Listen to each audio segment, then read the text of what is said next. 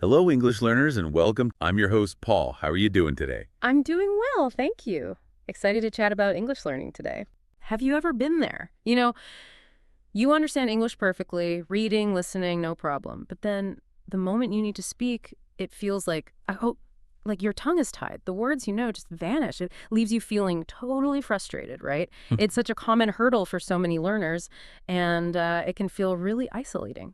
So today, we're diving deep into exactly that challenge. We've got this really comprehensive guide a listener shared, and we're looking closely at the 11 most important elements for actually achieving English fluency. And this isn't just theory, okay? It's packed with practical stuff, actionable insights to help you break through those barriers and, make real lasting progress. Yeah, exactly. And our aim here, it isn't just to, list these 11 things. We want to really unpack why each one is so critical, and maybe more importantly, look at how they all interconnect, how they build on each other. It creates this powerful synergy, really, for genuine fluency. What's fascinating is seeing how these pieces, they're not separate silos, they actually form a whole system. Absolutely. And you'll definitely want to stick with us because later on we have this fantastic story from the source material. It's actually pretty funny, a personal anecdote that kind of unexpectedly shines a light on some of the surprising challenges and triumphs you hit on any learning journey, especially when you're trying to master something like a language. Foundational pillars for fluency. Okay, so let's kick off with what we can call the foundational pillars for fluency. Element number one is consistency in practice. The core idea here, straight from the guide, is just constant daily engagement with English. Like, think about describing stuff to yourself in English as you go about your day, making breakfast, your commute. And crucially, if you get a chance to actually speak with another learner or maybe a native speaker, grab that chance. Consistency, it's more than just putting in the time. It's about signaling to your brain, hey, this language, it's part of my life now. If we think about the bigger picture, this daily practice builds, well, it's like muscle memory for speaking naturally. The effort gets less over time. It actually carves out neural pathways for retaining the language, basically telling your brain, this is important, make it stick. And eventually it helps develop those more automatic responses in conversation. So you're reacting, not constantly translating in your head. This consistent input, it really fuels all the other elements. That makes so much sense. Right. It's like without that foundation, anything else you try just kind of wobbles. And that leads us perfectly into element number two, active listening skills. Now, this is something maybe surprisingly a lot of learners overlook, but the source really hammers home how vital it is. Compares it to how kids learn language naturally. They don't start talking straight away, do they? They spend months, years even, just soaking it all in listening. So regular active exposure podcasts, movies, real chats, absolutely key. Precisely. And the benefits of active listening are profound, often underestimated. It systematically trains your ear to pick up on natural speech patterns, intonation, rhythm, stuff that's crucial for you to sound natural later on. It also really sharpens your understanding of different accents, different speeds of talking, expands your comfort zone. And here's the really powerful bit. Active listening helps you internalize correct grammar, kind of subconsciously. By just hearing how native speakers put sentences together, your brain absorbs patterns. You pick up rules without even trying or without formal study. It's actually a very efficient way to learn, which brings up a good question. Are you just listening to get the gist, or are you listening to truly internalize, to learn? That's a really important distinction. Yeah. Okay, moving to number three, vocabulary building. And this isn't just, memorizing lists. It's about a strategic approach. Learning words, retaining them, but in context. The guide gives a simple example, but it's effective. Instead of always saying good, push yourself, use amazing, awesome, spectacular, maybe even out of this world, adds nuance, right? Exactly. And having a strong vocabulary, well, it does much more than just give you more words. Yes, it enables more precise, nuanced communication, which is key. But also, a richer vocabulary actually frees up your brain during conversation. If you're not constantly searching for the right word, your mind can focus on other things like intonation, flow, real connection. It helps you sound not just correct, but natural and confident. Plus, it dramatically improves your ability to understand native stuff, movies, news, without constantly hitting pause or looking things up. Makes it way more immersive. 2. Cultivating output and refinement. All right, let's switch gears a bit. Focus on actually producing the language, cultivating output, and refining it. Starting with element 4, speaking practice, the source really emphasizes regular conversation practice and interestingly suggests doing it with language partners, not just teachers. The idea is practicing with another learner can sometimes lower the stress, less pressure, less fear of judgment, makes you more willing to just talk and make mistakes. hmm And that kind of practice. It's truly transformative for building real-world fluency. It forces you to think quickly, respond on the fly in English. You're constantly formulating thoughts right there in the moment. That strengthens those neural pathways we mentioned earlier. It also naturally improves your pronunciation because you get immediate feedback, even if it's just from a peer pointing something out. And most importantly, I think, it builds practical conversation skills, gets you ready for the messy, unpredictable nature of real conversations. That flows right into element 5, pronunciation training. Now, the guide is clear here. The aim isn't to totally eliminate your accent. It's more about accent reduction and getting the sounds right. Proper production. They use the TH sound as a specific example. You actually need to push your tongue through your teeth, right? Like this, thought. Say. If your tongue stays behind your teeth, it can easily sound like a D or maybe a Z or S, depending on your native language. And that can genuinely cause misunderstandings. It's about those subtle but crucial sound differences. Absolutely critical. Getting those sounds right ensures people understand you clearly, prevents those frustrating moments for everyone involved. And professionally, good pronunciation boosts your credibility, makes you sound more confident when talking with native speakers. It's really about being understood without effort. That, in turn, boosts your own confidence and makes you want to speak more. Okay, element 6 is writing skills.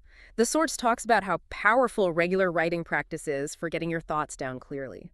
It emphasizes using notebooks, organizing your ideas, maybe using structures like the 5 Ws, who, what, when, where, why, to help structure your thinking. Writing is such a powerful tool for reinforcing language, though often overlooked. When you write, you kind of self-edit as you go. That naturally reinforces grammar rules, sentence structure.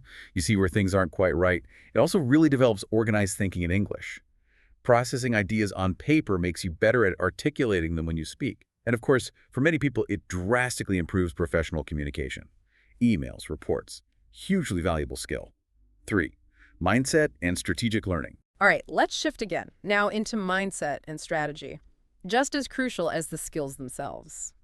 Element 7. Cultural understanding. The source really stresses learning idioms, common expressions, but also the cultural context behind them. They even shared a personal story about learning Korean and how their progress became exponential, as they put it, once they deepened their cultural understanding. Cultural understanding really adds that vital third dimension to fluency, doesn't it? It's what helps you avoid those awkward cultural misunderstandings, which can happen even if your grammar is perfect. And on the flip side, it lets you use expressions and idioms naturally, authentically. Makes you sound less like you're reading from a textbook. Plus, when you get the cultural nuances, you just build stronger connections with native speakers. It shows respect and interest. If we zoom out, language and culture are so deeply intertwined. Understanding one really enriches the other. Makes your fluency much more real. That's a huge point. Yeah. Okay, next up, element 8, goal setting. This is all about setting goals that are clear, measurable, and maybe the most important part, reasonable, achievable. The source warns against setting crazy goals, like trying to learn 150 new words a day when you've got a job, family, everything else going on. It just sets you up for failure. Setting the right kind of goals has so many benefits. It keeps you motivated because you can actually see your progress. Those small wins keep you going. It gives you a structured path, makes the journey feel less overwhelming, less random, and, crucially, it gives you reasons to celebrate your achievements along the way, which is so important for staying enthusiastic over the long haul. That brings us right to element 9, confidence building. This one focuses squarely on tackling that fear, the fear of making mistakes, of speaking in public. It's about breaking down those mental barriers that hold so many people back from just expressing themselves freely. The impact of confidence on fluency is, well, massive, Right. almost immeasurable. It's like the key that unlocks everything else. It removes those self-imposed limits, lets your brain actually use the language it knows without being paralyzed by doubt. And that freedom, it encourages you to practice more, interact more, creates this positive upward spiral. Ultimately, it leads to communication that's not just grammatically okay, but natural, relaxed, expressive. That's the real mark of fluency, isn't it? Element number 10 is time management. This just stresses how absolutely necessary it is to have a dedicated study schedule, a consistent routine, even if it's just, say, 5 or 15 minutes a day. Especially if you're busy, carving out that time and sticking to it is critical. Time management is really the bedrock for any sustained progress. It ensures steady, step-by-step improvement through regular practice. Fights off that feeling of stagnation you get with inconsistent effort. It also helps prevent burnout by keeping things balanced. And critically, good time management builds sustainable long-term habits. That's essential for truly making the language part of your life. And finally, element 11, self-assessment. This means regularly checking in on your own progress, reflecting on what's working, what isn't, and adjusting your strategies. Asking yourself, what did I learn today? How am I using it? Self-assessment, yeah, that's where true mastery really develops. It's that ability to constantly adapt your own approach. It helps you pinpoint exactly where you need to improve rather than just feeling vaguely stuck. It's especially powerful for breaking through those common plateaus, particularly for intermediate learners who often feel like they've stopped progressing. And it lets you tailor your learning path so it's always optimized for you, for where you are right now. It basically empowers you to become your own best teacher. Porphy, the intruder. A humorous anecdote on preparedness, perception, and self-assessment. Speaking of self-assessment and adjusting strategies, sometimes the biggest adjustments come from totally unexpected places. Our source shared this brilliant personal story that perfectly shows how our first impressions can be completely wrong, even when we feel totally prepared, and how just a moment of clear thinking can change everything. Okay, here's where it gets really interesting. So the speaker's telling this story about going back to their very first house. This was in Huntsville, Alabama, maybe 20 years ago, right after college. Living alone at the time, invited a good friend, Justin, over. They went out for dinner. And as they're driving back, coming around this winding road to the house, they see something odd. The light in the master bedroom.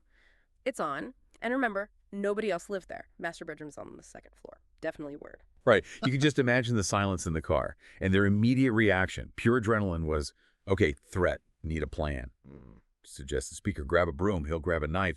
And what's fascinating there is that instant, almost primal reaction, right? Prepare, act, even under stress.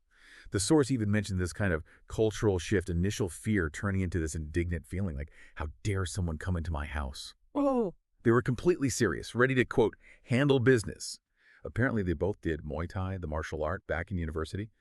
It kind of reminds me, actually, of language learning sometimes. That panic response can shut down your ability to think clearly, to access what you know, like preparing for a fight when the real issue is maybe just your own fear. Totally.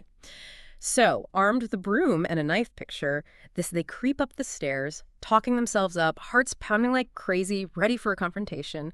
The master bedroom doors are closed.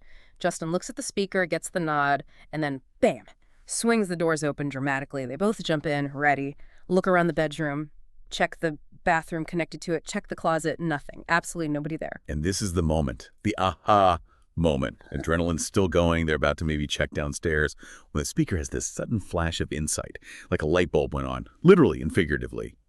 They look at the light fixture again, and it just clicks. Ooh! Yeah. It was one of those quirky touch lamps from IKEA, and it had been malfunctioning, turning itself on randomly for the past few days. They'd forgotten.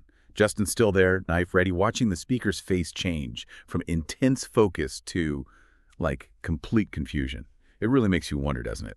How often do our perceived threats or maybe our misunderstandings in communication just dissolve with a little more information? Or just stepping back for a second. That moment of self-assessment, that reflection, it's key. Oh, absolutely. So the speaker finally explains to Justin, hey, the light's been acting up, and Justin just kind of lowers the knife, and then they both just burst out laughing. Standing there with their makeshift weapons, all that tension just vanishes, and the line they remember from that night, if there had been an intruder, we would have won. It's just a brilliant, hilarious story. Perfectly captures that mix of initial confidence, perceived threats, and then that crucial moment of, well, self-assessment, realizing the battle was just with a faulty lamp. A great reminder, I think, that sometimes the biggest hurdles are the ones we build in our own minds. Outro. Wow, what an insightful journey that was, diving into these 11 key elements for English fluency. It really becomes clear how understanding each part helps build a much stronger, more effective whole, doesn't it? Indeed. Yeah, if you look at the big picture, true fluency isn't really about mastering just one thing in isolation. It's much more about harmonizing all these different elements, bringing them together into a consistent, self-aware, and confidently evolving learning journey. It's really a continuous process driven by that mindful practice and, crucially, self-reflection. So what does all this mean for you listening right now as you think about your own language learning journey? Maybe consider which of these 11 elements you might be, well, maybe overlooking a bit. And then just imagine how even a small intentional shift, focusing a bit more on that specific area, could potentially unlock some really significant, maybe even surprising progress for you.